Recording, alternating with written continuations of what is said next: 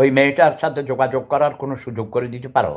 বোমা টোমা মারবো না, এই কর্মকাণ্ডকে তোমরা আগুন লাগিয়ে দিবে। এবার বাঘিনী কন্যার বিরুদ্ধে মুখ খুললেন শেফুদা। শেফুদা মুখ খুললে কি বলতে পারে তার বলার অপেক্ষা রাখে না।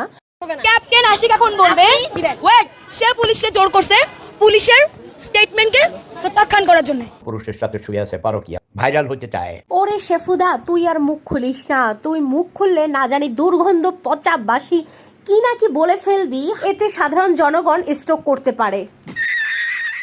এটা আমার পিঁপড়া বাহিনীর কাছে আমার একান্ত অনুরোধ, আমার নির্দেশ। কি কি কি কি বাহিনী? এটা আমার পিঁপড়া বাহিনীর কাছে।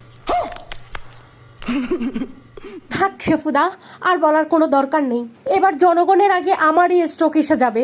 কারণ এই অতি লোভী লোকগুলো, অসভ্য লোকগুলো দেশের ভাষা, সংস্কৃতি, শিল্প, সাহিত্যকে ধ্বংস করার জন্যে। শেফুর